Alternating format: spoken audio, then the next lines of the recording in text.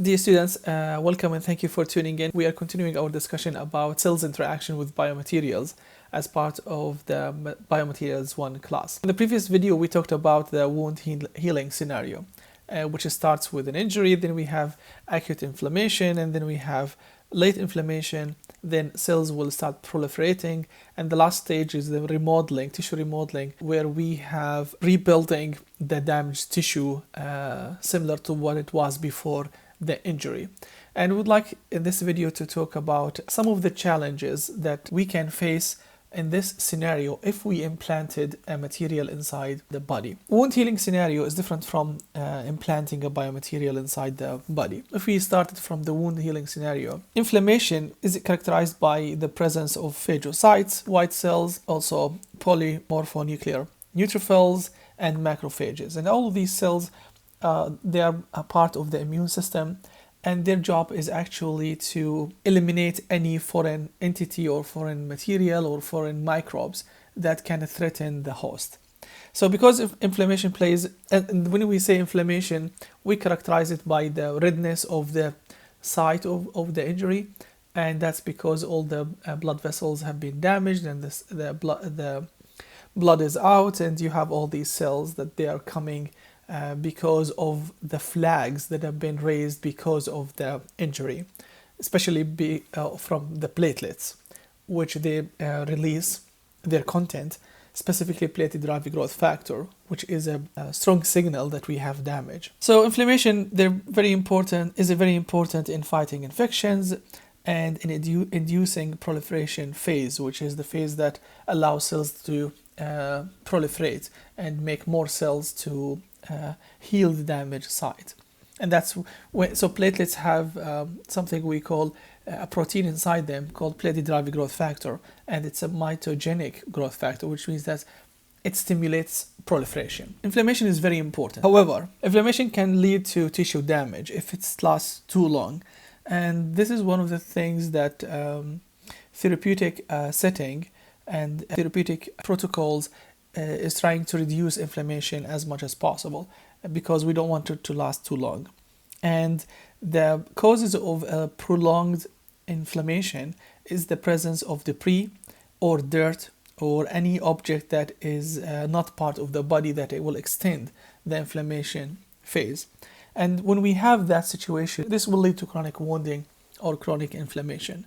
And this is not a good thing to happen. Now, again, keep in mind that our cells and our body will react to wounds in this scenario. And if we implanted something inside the body, it means that we have a foreign entity that will continuously stimulate our immune system, and that will lead to chronic inflammation. We would like to understand what will happen if we implanted a material inside the body. So there's a difference between biomaterial surgical implant scenario and a simple wound scenario, and that is the presence or that the material remains in the tissue. The tissue must interact with the material in some manner. This interaction is actually what determines if the material is biocompatible or non-compatible. If the material is biocompatible, fine, nothing will happen and the material will stay inside the body. If the material is not compatible, that's going to create a scenario where it will be, dangerous, and it can threaten the host. I would like to remind you with what we discussed before, that if we have an implanted material inside the body, this is, let's say, our material.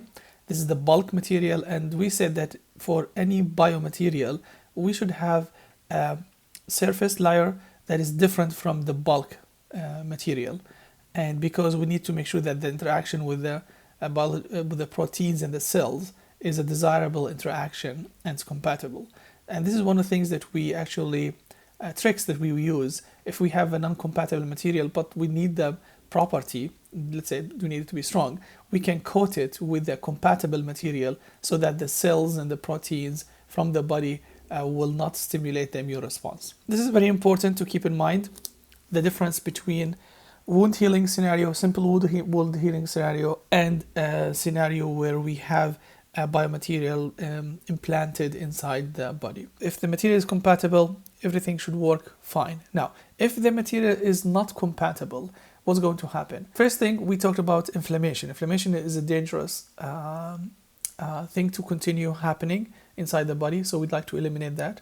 And there are other things that could be actually happening inside the body that are not desirable.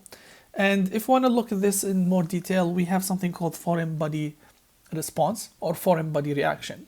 And that is the reaction of our body and our immune system if we have a material that is not compatible. You remember the sequence of the wound healing: injury, acute inflammation, late inflammation, cellular proliferation, and tissue remodeling.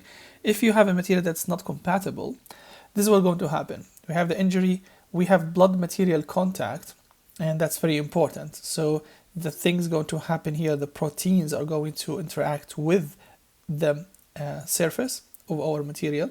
And then we have a provisional matrix that's created from our proteins that touches the material.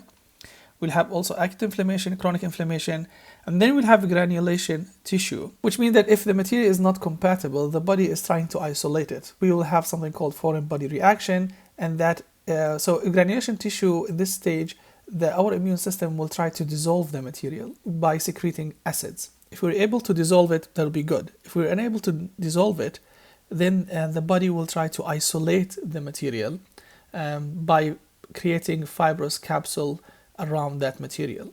So that's important to understand. If we have a non-compatible material, what's going to happen? It's observed that in the presence of implant, tissue will respond, and if the material is not compatible, that tissue response will degrade the performance of the medical device, because our immune system will try to dissolve it, and then if it's not dissolvable, it will try to isolate it, and which means that we're going to encapsulate it with a fibrous tissue. And that's also going to degrade its performance. And that's what we call a foreign body reaction, and that is provoked actually by the immune system. So the immune reaction is extremely important for implanted materials. So if we have persistent presence, it's going to inhibit the full healing, especially if it's not biocompatible. And so in our remodeling stage, if you remember from the wound healing scenario, tissue remodeling, which is characterized by resorption and reconstruction of the tissue, resorption of excess tissue and reconstruction of the tissue to resemble what was present actually before the injury. So if we have an implant that's not compatible, the foreign body reaction will be categorized by chronic inflammation, which is bad, and also there is alteration of the phagocyte cell morphology, because the macrophages and the phagocyte cells would want to dissolve this material, this foreign material, because it's not compatible. And what happens is that they will merge together and they create bigger and bigger cells to secrete more and more acid to dissolve. This is another characteristic of a chronic and non-compatible materials. And the last stage will be encapsulation of the foreign object with fibrous tissue. So this is very important to understand that if our material is not compatible, this is what's going to happen, and that's dangerous. And as engineers, as biomedical engineers and biomaterialists, we would like to design and use materials that they are compatible and they can be tolerated by our immune system. Thank you for watching. Until the next video. Bye.